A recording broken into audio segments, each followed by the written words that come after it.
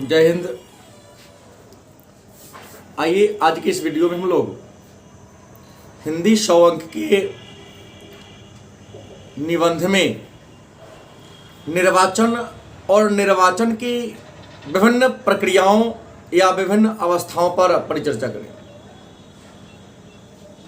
निबंध के रूप में 100 अंक हिंदी के परीक्षा में कई बार इस प्रश्न को पूछा जाता है कि निर्वाचन क्या है, निर्वाचन की कौन कौन सी अवस्थाएं हैं।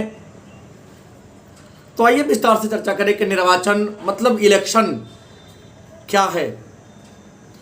तो निर्वाचन लोकतांत्रिक व्यवस्था में एक बहुत ही बड़ा त्यौहार के रूप में आयोजित किया जाने वाला समारोह के समान है। मतलब निर्वाचन या चुनाव, अंग्रेजी में इलेक्शन, लोकतंत्र का सबसे बड़ा पर्व है, क्योंकि जनता इसी पर्व के माध्यम से अपने देश के शासन व्यवस्था को सुचारू रूप से संवैधानिक तरीके से चलाने के लिए एक प्रतिनिधि का चुनाव करती है। तो निर्वाचन कहते किसे हैं? तो जनता जिस प्रक्रिया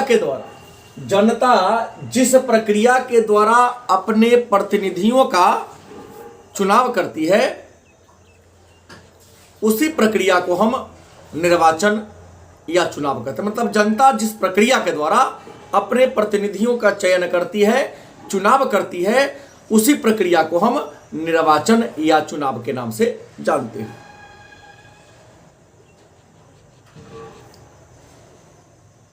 चुनाव लोकतांत्रिक शासन व्यवस्था की आधारशिला है।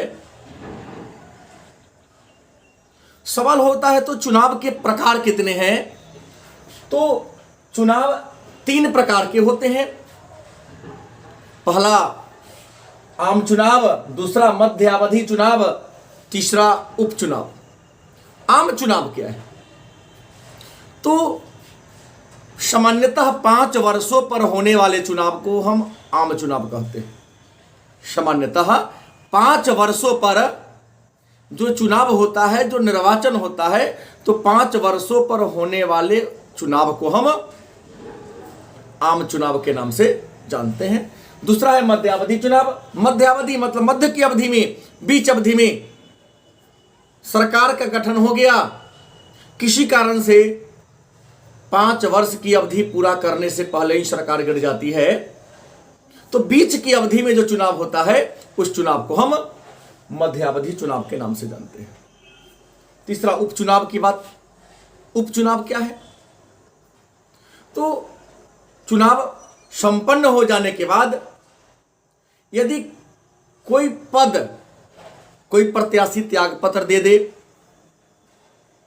असामयिक मृत्यु हो जाए, तो प्रत्याशी के त्याग पत्र देने, चुनाव जीतने के बाद यदि प्रत्याशी त्याग पत्र दे दे या उनकी मृत्यु हो जाए, तो त्याग पत्र या मृत्यु की अवस्था में उसी सीट पर जहां का त्याग पत्र दिया हो या मृत्यु हो गए हो, जो चुनाव होता है उसे हम उपचुनाव के नाम से जानते हैं।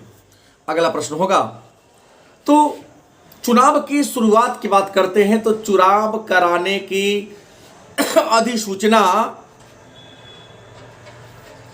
भारत स्तर पर राष्ट्रपति के द्वारा की जाती है। चुनाव, चूंकि भारत संघीय शासन व्यवस्था वाला देश है, संघात्मक शासन व्यवस्था वाला देश है, तो यहां राष्ट्रीय स्तर पर लोकसभा के चुनाव होते हैं, राज्य स्तर पर विधानसभा का चुनाव होते हैं, और स्थानीय स्तर पर गांव में ग्राम पंचायत, नगर में नगर पंचायत या नगर निकाय या नगर परिषद का चुनाव होता है। तो केंद्र स्तर पर जो लोकसभा का चुनाव होता है, तो उसकी अधिसूचना राष्ट्रपति, और राज्य में जो चुनाव होते हैं तो राज्यपाल के द्वारा इसकी अधिसूचना जारी की जाती है। चुनाव के चरण कौन कौन हैं? तो चुनाव के चरण में सबसे पहले हम चर्चा करते हैं निर्वाचन क्षेत्र का परिसीमन। संविधान का अनुच्छेद 327 कहता है कि भारत के मुख्य निर्वाचन अधिकारी के द्वारा या निर्वाचन आयोग के द्वारा एक निश्चित जनसंख्या, जैसे विधानसभा के चुनाव होगा तो 2 लाख की जनसंख्या पर, लोकसभा का चुनाव होगा तो 10 लाख की जनसंख्या पर, 10 लाख की जनसंख्या पर लोकसभा के लिए और 2 लाख की जनसंख्या पर विधानसभा के लिए क्षेत्र का सीमांकन करते हैं। तो प्रति 10 लाख वयस्क मताधिकार, वयस्क मतदाता के संख्या के आधार पर लोकसभा के लिए और 2 लाख की जनसंख्या पर जो निर्वाचन क्षेत्र का सीमांकन किया जाता है उसी को हम परिसीमन के नाम से जानते हैं।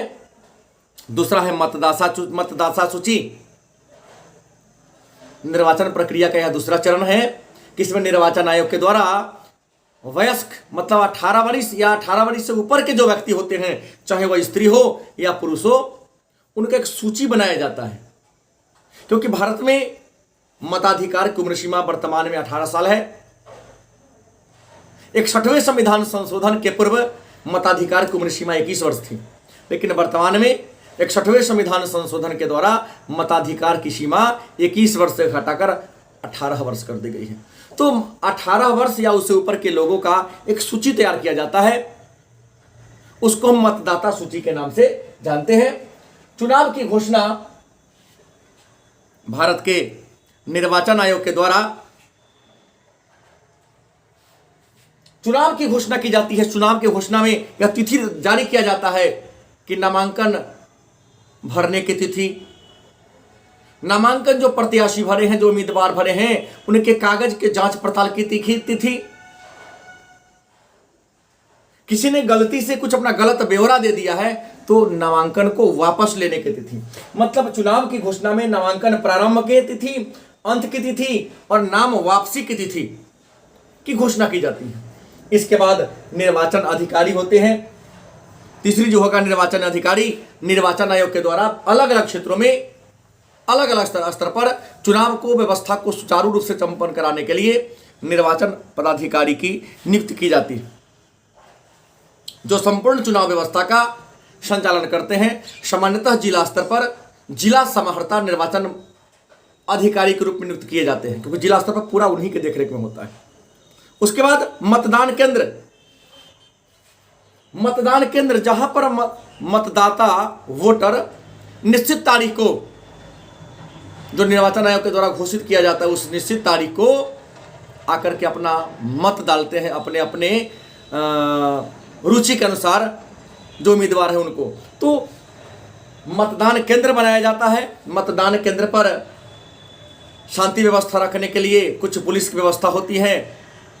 स्थानीय लोगों में से लोगों की पहचान करने के लिए कुछ पोलिंग एजेंट होते हैं, पीठासीन अधिकारी होते हैं, पीठासीन 1, 2, 3 अधिकारी होते हैं जो चुनाव व्यवस्था को संपन्न कराने का काम करते हैं। उसके बाद मतगणना, चुनाव घोषणा पत्र,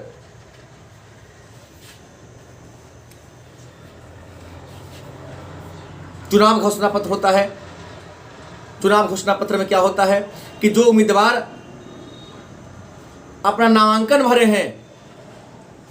भरे होते हैं, उन्हें अपने पूरे शैक्षणिक विवरण, धन का विवरण देना होता है कि आपकी प्रॉपर्टी क्या है, प्रॉपर्टी की कीमत क्या है, चल पूंजी कितनी है, अचल पूंजी कितनी है, परिवार में कौन कौन है, शिक्षा का स्तर क्या है। इस सारे बातों का जो विवरण देते हैं उसको हम चुनाव घोषणा पत्र के नाम से जानते हैं।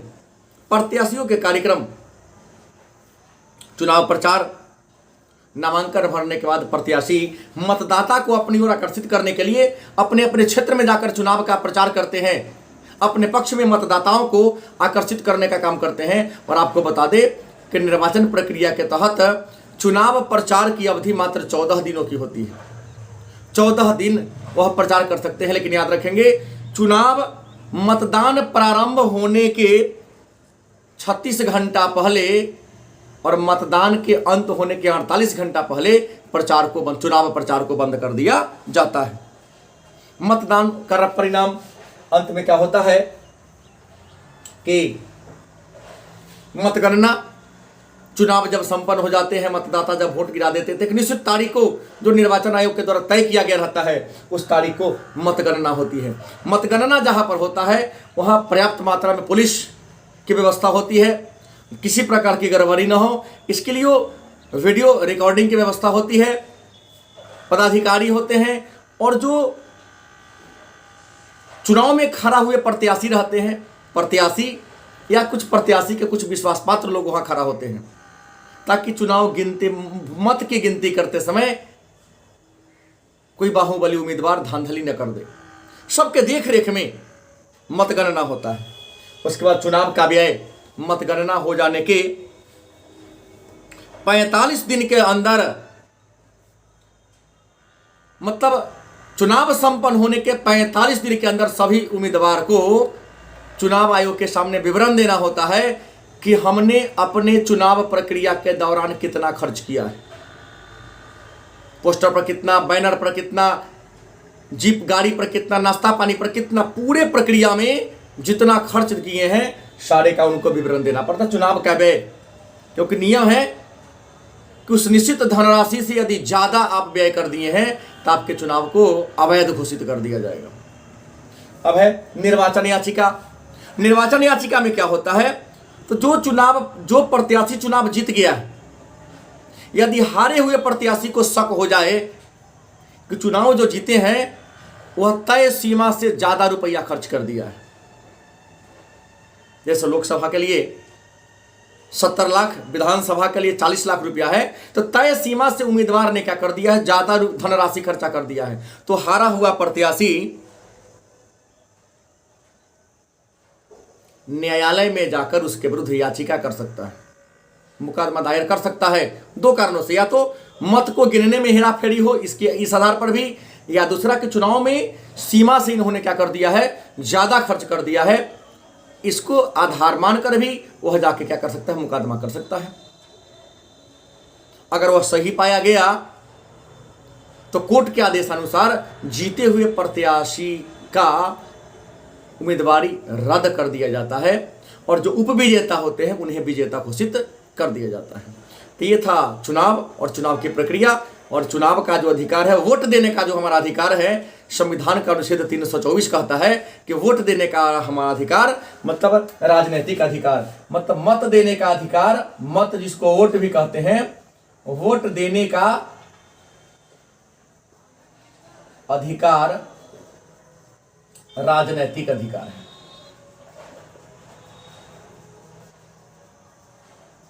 तो आज के क्लास में इतना ही।